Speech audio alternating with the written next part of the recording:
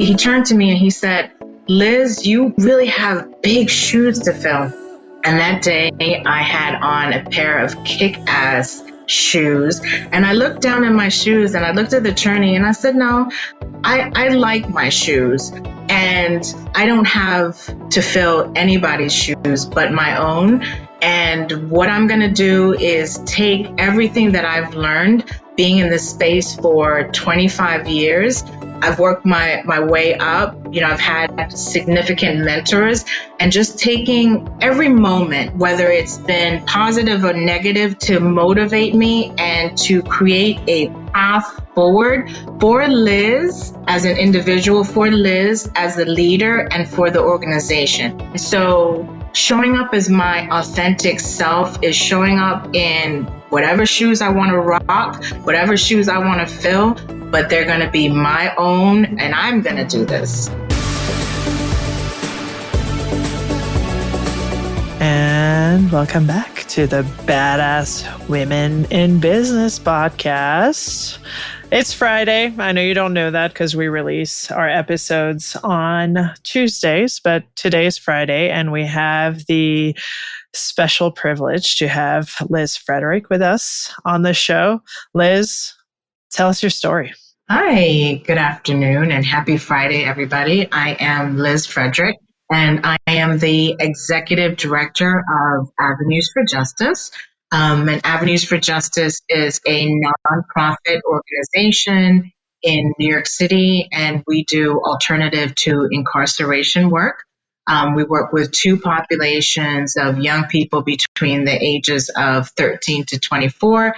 The first population, court-involved young people. So these are young people who have gone through or going through the criminal justice system and have had engagement with law enforcement. And then the second population is our at-risk young people. So they don't have a touch with the criminal justice system, but they tend to be siblings of our court-involved young people, or they're referred to us, through the school system or through community members, because for 50 years, we've been a community-based organization. My roots started with my parents, both of whom were public servants working with the United Nations. So growing up, lived in Kenya, Tanzania, Denmark, and India. And through their work, really developed this passion of wanting to give back. Their focus was on the empowerment of women and children. And so that really piqued my interest in working with the social justice within the social justice community. When I was doing my master's at John Jay in juvenile delinquency, I used to have this back and forward with my professor. I mean, everything in theory reads so well, but I wanted to sort of experience it in practice. And so my professor at the time put me in touch with the co-founder and executive director of Avenues for Justice, Angel Rodriguez. So one evening after class, I came into our main courthouse location, which is inside the Manhattan Criminal Court building. And what was really supposed to be a 30-minute conversation with Angel Rodriguez turned into this just 2-hour riveting, transformative sort of discussion between two people about the importance of second chances. And after leaving the courthouse, I was so inspired by Angel's work and the program that he had created and developed over the years that I just knew that I wanted to be a part of the movement. And I call it a movement because it's bigger than our mission and our cause. To be part of Avenues for Justice, you have to be really dedicated and committed to wanting to change the lives of young people. And so I'm inspired daily by our small staff. I say we're small, but a very mighty team of 15 staff members. And we all, I think the secret sauce to Avenues for Justice is we all live in the same communities as our young people. We have community centers in those communities. And so we really understand the needs of our young people. And so that's what I've been doing. I've been with the organization for 19 years. I started off in operations, and I think, one of the highlights of my journey, just in terms of the social justice space that I've been in now 25 years, is that I've seen all aspects of it. So I started off in the operations, knowing how to run an organization. I moved into development, securing key grants and fundraising for the organization. And then I was promoted to chief operating officer. And in the past year, been fortunate to be at the helm of the organization. Like I said, supported by a very, very mighty team doing this necessary work in New York City. Fascinating. My question is, now that you have really stepped into being the leader at the helm, how has your lens from a leadership perspective changed? And what do you find is really your kind of guiding light when it comes to leading your team? I think as a leader, we always, we tend to have an experience or experiences that have sort of driven our journey. I have two experiences. So my first job opportunity out of college was actually in Wall Street. So I had an interview in Wall Street, and I was so nervous. And I went, and I was in this room of about 20 people. And the recruiter came out and he said, Elizabeth Frederick. And I stood up, and he looked around the room and he said, no, Elizabeth Frederick. And I said, no, that is me. And so that one experience just made me pause and say, I want to be in a environment where I am seen. So, it was that one experience where I said, okay, corporate America or the corporate environment is not for me. And that really drove me into nonprofit. I got into the nonprofit organization, and my first supervisor was an amazing woman that I thought that I could really thrive and grow from. But for whatever reason, she took every sort of opportunity to break me down. And her name was Mimi. And I always said, when and not if I get into Mimi's position, which is a position of leadership, my first role would be to empower and really help others develop professionally. And so in my first year as an executive director, that's really been my priority. With such a small team, I want to make sure that each one of our team members at Avenues for Justice is supported, that they feel seen, and that they are heard. And when you think about the work that we do, it is so intensive. And I think, one of the differences about Avenues for Justice from other sort of peer organizations is that when a young person comes through our door, we meet them where they are, and they're assessed by a court advocate. And our court advocates are really the lifeline and bloodline of the organization. And so from intake, that young person has the same court advocate throughout their journey. So they're not passed, from a case manager to a social worker or to another program team. And so they really develop the bond with that staff member. And so it's really intense for our staff team. And so my priority, again, has always been strengthening our team members and really strengthening the capacity of the organization. We had a phenomenal year in 2024 where we celebrated 45 years of doing this work, 45 years of second chances. And we had a record-breaking year where we served 674 participants in 1 year. When we started the program, we were primarily based out of Lower East Side, and based on the needs of New York City, we expanded into Harlem. And now we're in all 5 boroughs. So, we have court advocates in the court systems in all 5 boroughs. We have 2 community centers, one in the Lower East Side, which is our flagship community center, and then one in Harlem. So even though, we have increased our reach, my priority is deepening our impact. And so in addition to really providing court advocacy services for our young people, my priority has been course correcting and stabilizing them. So once we take care of their legal matters, what is the next step? So we focus on 3 pillars here at Avenues for Justice: centered around education, employment and internship opportunities, and then mental health. So I like to say that, my journey in the past year has been providing access, exposure, and opportunities for our young people. That's incredible. I looked at your outcomes on your website with your pretty low recidivism rate of 6%. That's amazing. 5% low recidivism incarceration and 65% court outcomes for the adjournments and deferments for their sentences. And that's incredible. So what can people that are listening do to help you support that mission, especially if they're located in New York vicinity? Sure. Well, like you said, the first step to learning about our work is that you went to our website. So I encourage all people to visit our website at www.avenuesforjustice.org. But I think bigger than that is really understanding that incarceration for young people, or incarceration in general, does not solve anything. And what our young people, we say here at Avenues for Justice, need jobs, not jails. And so we really need to provide them with support and support services and enrichment services, which we do here at Avenues for Justice. And so I think we are successful with such a low recidivism rate because we have community centers that provide safe spaces for our young people. And so after school, this is where they come to, we have the 2 community centers, and they receive programming under what we call our Higher Up initiative.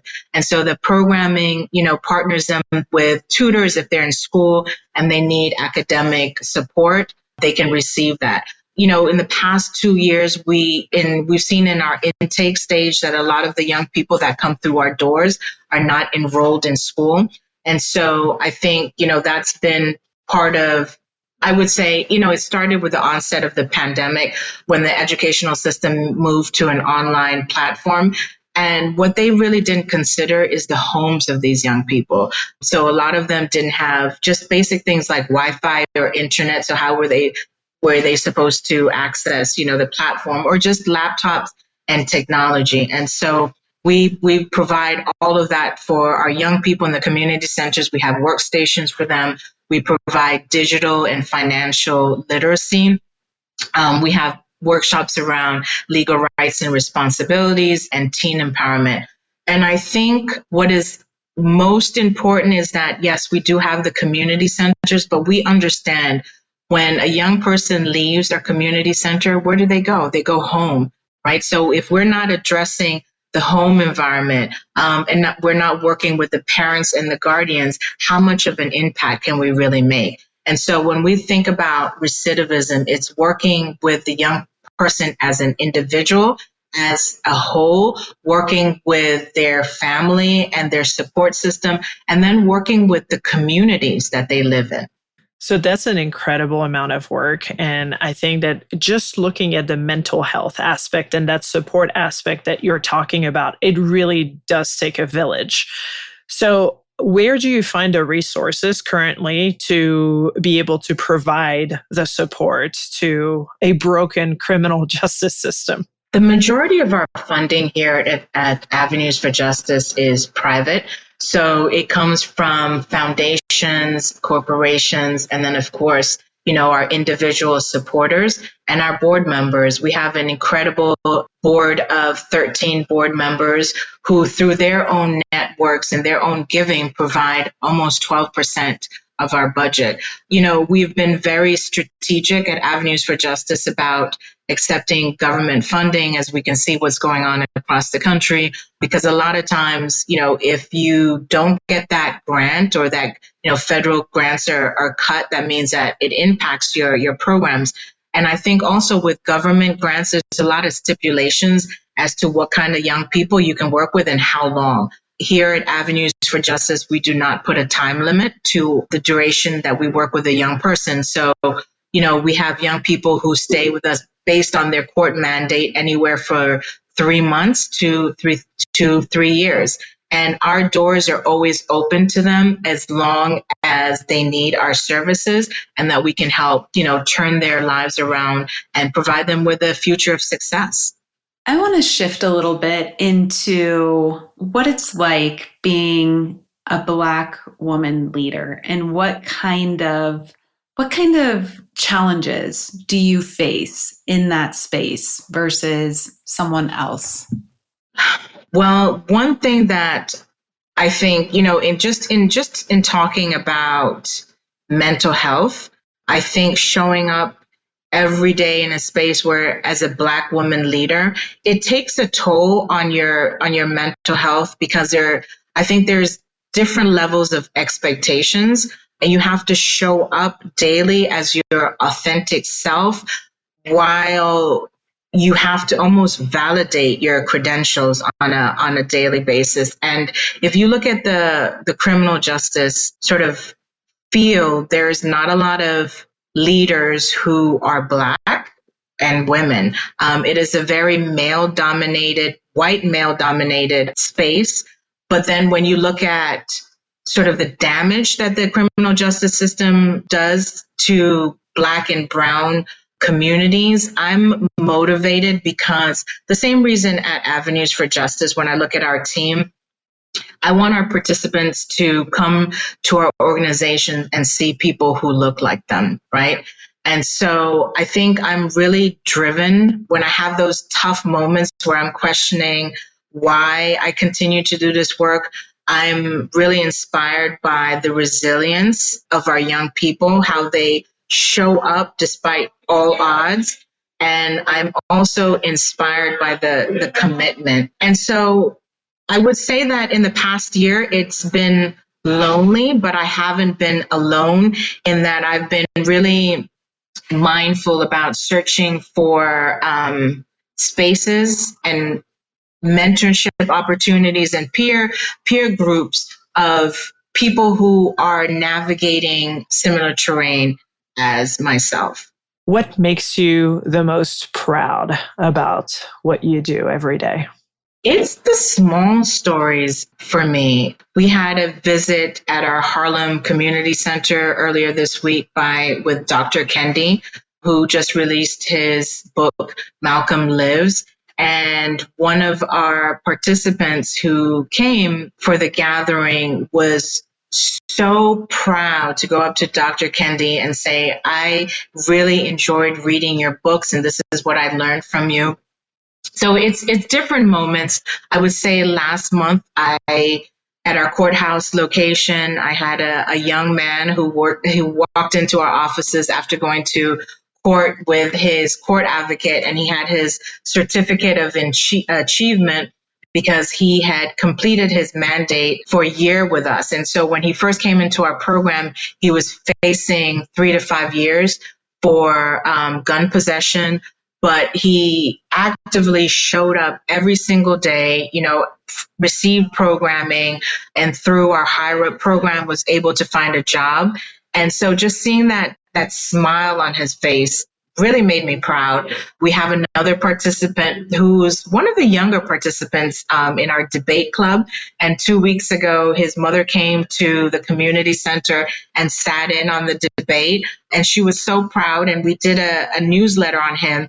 And he proudly showed all of his friends in school, his teachers. So to me, it's the little quiet moments which really make the work that I do worthwhile.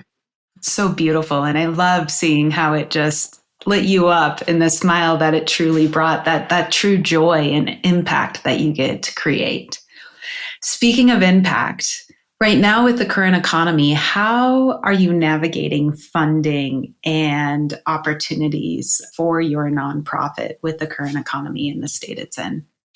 We were very fortunate that our anchor foundations and our anchor funders have really stepped up. They understand the importance of criminal justice. And so, where we've seen cuts in government funding, private foundations and philanthropy has really stepped up for us, as well as individual supporters. And so when we look at, we're doing our work in New York City, and there's so many other nonprofit organizations. But I think what has happened is, given the political climate and just what's going on across the country, people have really stepped up, right? And they realize that, and we realize too, that we have weathered so many ebbs and flows, whether it's, administration or just when we look at just different pieces of legislator, and our work will always continue regardless of sort of the environment around us, because there's a need, and there's more of a need right now. Part of why we've served a record-breaking amount of young people is because we're getting more referrals from the different boroughs and the different court systems, because there are not a lot of programs like us given the age demographics. And so it's been really fulfilling to see philanthropy and individual donors really step up and rise. From a societal perspective, I think BIPOC communities have always been disadvantaged through the criminal justice system. And a lot of people who are running for office are always talking about criminal justice reform. How do you see the future of the space that you're in and trying to disrupt change over time? Disrupting change over time. I was asked this question a few months ago as we looked at the progress that we've made in 45 years. And, I was asked, where do I see avenues for justice in 45 years? And my response was very straightforward. I don't see avenues for justice in 45 years, because my hope is that we're not going to need alternative to incarceration programs, right? And that as a society, as a country, we will come to the realization that young people need services. Young people need enrichment, wraparound services. They do not need incarceration. They do not benefit from incarceration. And when I look at the criminal justice space, it's really important for me to impact the need that we shouldn't wait until a young person has involvement with the criminal justice system. We need to be doing preventative measures, right? So we need to be working with those young people whose teachers and guidance counselors or just family members say that this young person at home, at school, is heading down the wrong path, but this is the point where we can disrupt their engagement or any future involvement if we provide academic support for them, if we provide them with after school programming, if we provide them with just a space where they can go to after school for a hot meal, which is what we do here at Avenues for Justice. Sometimes it's just as simple as that. Because when you look at when young people get in trouble, it's that time frame after school to the evening where they don't really have anywhere in their communities to go to or in their neighborhood. So they're hanging out, and then because of one person might influence a group to just make a bad decision. And I think in terms of the criminal justice system, what is most important to me is the narrative. How we're describing these young people. These are not bad young people. It's the adjectives that we use. And so we have to be really mindful of them. And that's why here at Avenues for Justice, we don't call them clients. We call them participants with a capital P, because we recognize who they are, where they're coming from. But more than that, we recognize their potential to successfully turn their lives around. I love that. And the narrative does make a difference. It's the same for any company owner that calls their team members or their contributors with a capital C or T as employees. Right. I think that it's the same principle, right? It's like how we talk to them, that mutual respect that you have on both sides makes a tremendous difference. Right. And I think, as a community-based organization, it's creating this atmosphere of community, right? And so working in community with those around us and those around our young people, because we can only be as successful as we can be, but we all have to be working in unity and driven by, I would say, the same mission. You brought up a word that I feel like is really a huge shift in the way we've been operating, which is community. Mm. And I would be curious to, from your lens, since you've been in this realm for so long, how have you seen that sense of support and community shift over the years? And where do you see it going in the near future? Right. When I first started working at Avenues for Justice, it's going to be 19 years in August. The focus was that school to prison pipeline, right? And then over the years, I've seen that pipeline change in terms of preventative services, right? And I've seen it change because there's an understanding that it's bigger than certain institutions when I'm talking about, the institution of education. And it's really about when we think about community, looking at what certain communities really need in terms of resources, particularly around Black and Brown communities. And it starts with access to adequate housing and education, of course, employment opportunities, and just job readiness programs, healthcare, which we saw from the pandemic, and then of course, mental health services. And so community to me means that organizations like Avenues for Justice, whether we're in Harlem or the Lower East Side, need to work with our community members, need to work with our peer organizations so that our impact is bigger than just our immediate mission. And so what I've really seen over the years is how communities are really coming together at different levels. And so, we work with judges, we work with attorneys, we work with counselors, we work with just neighbors. I'm here today in our center in the Lower East Side. And in the period of 2 hours, I've had 4 neighbors just stop by and say, I've been living here for 10 years and I see the sign every day. And today I decided to walk in. What is it that you guys do? And when I described our services, it's always that, oh, yes, I think I know a young person that can benefit from this. But more importantly than that, how can I volunteer? And so when I think about community, it comes down to what Denzel Washington described in a podcast recently that I was listening to, where there are 3 stages. You learn, you earn, and then you return. So you learn about a nonprofit organization. Earning doesn't mean just making donations because, we don't want to look for transactional engagement. Earning really means spreading the word in your network. So getting other people involved, saying that, listen, I came across this great nonprofit work organization. This is what they can need. This is what they need in terms of support. And then returning, volunteer your time. So we talked about Avenue for Justice and how the impact is greater than it could be right now because there's a lot of help needed. But what about you? What does your future look like as a leader, as a woman in New York City? I've benefited a lot in the past year from executive coaching.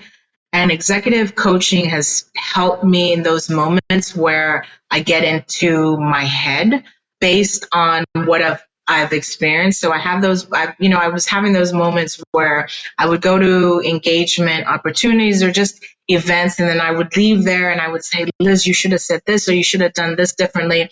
And what executive coaching has really benefited me is centering my voice, making sure that every day in this position, I'm showing up as my authentic self, recognizing that Liz does not have all the answers. And this is why I have this community around me, which includes the AFJ team, learning every day. I have a 13-year-old daughter who's so inquisitive.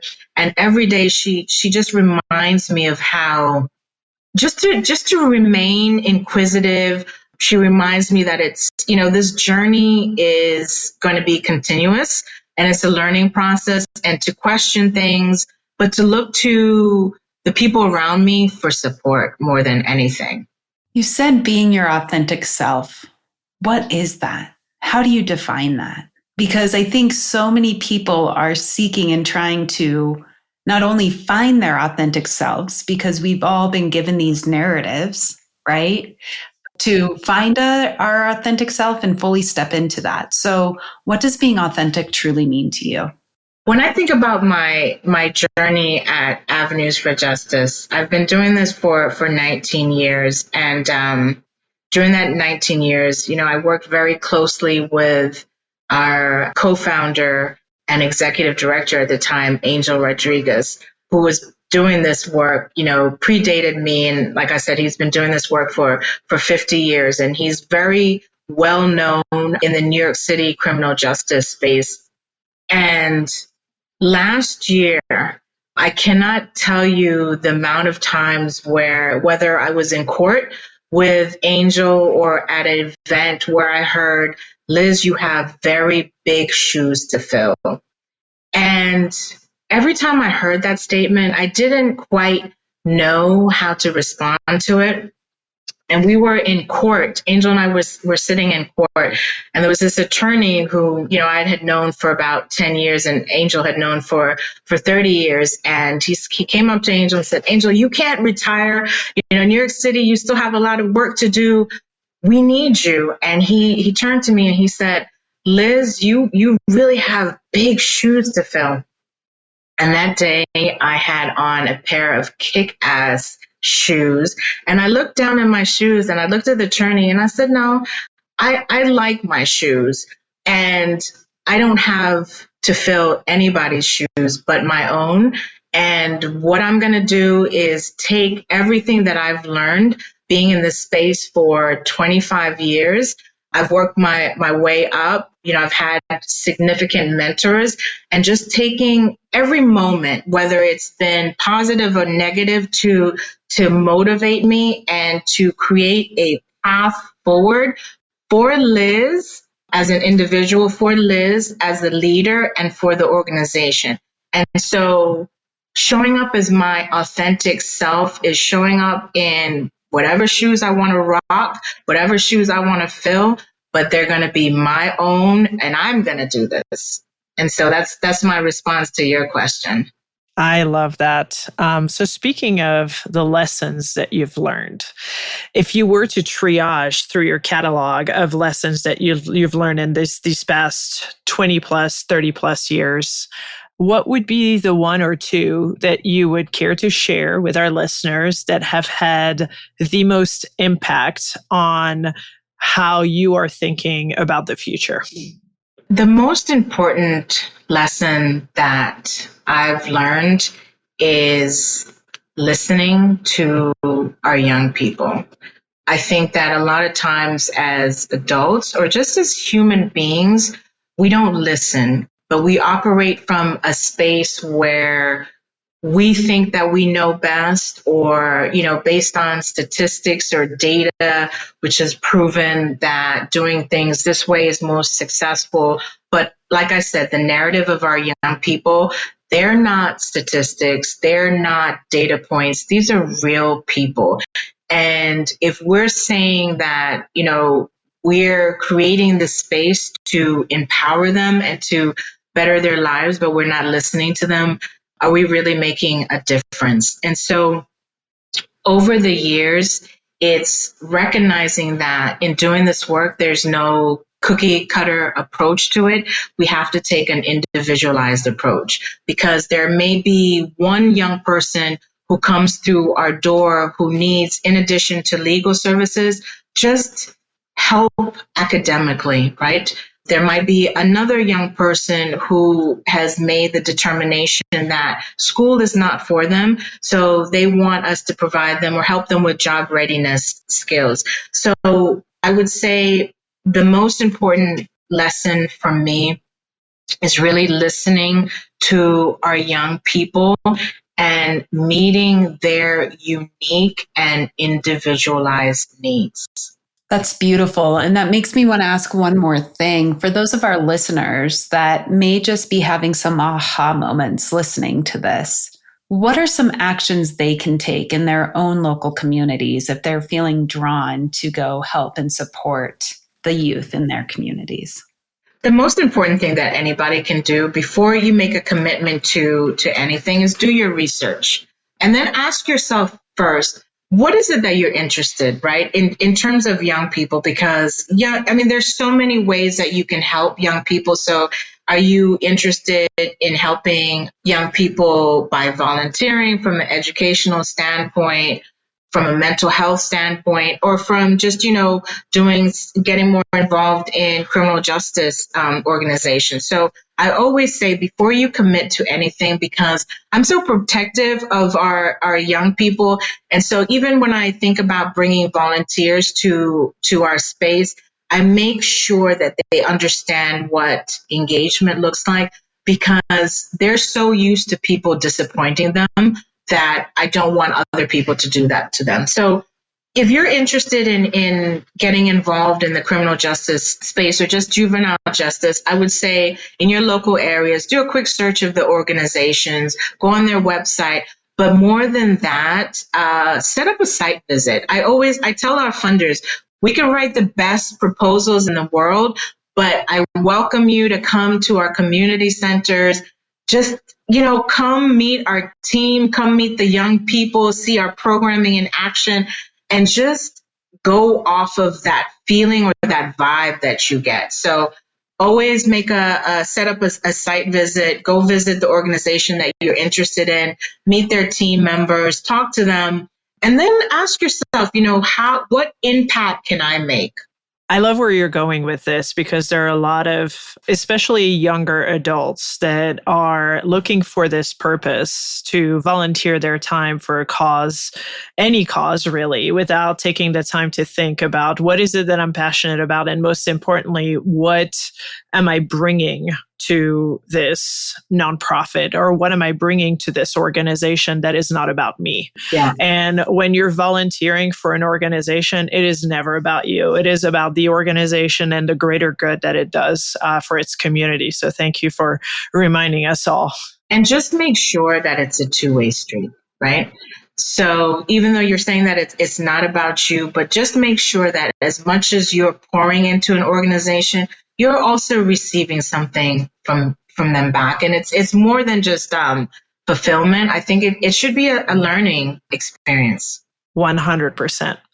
Is there anything that we didn't ask you that you wish we had asked you? No, I think you guys covered everything. And I hope I answered, questions that you asked and sort of provoked some interest in your listeners. You were awesome. Thank you so much for taking the time to spend with us on a Friday. And we look forward to looking at more outcomes for AFJ and your team, because you have quite a spectacular one. Everybody can look at it on the website, and we'll add all the links for everybody to see. So thank you for being on the show today.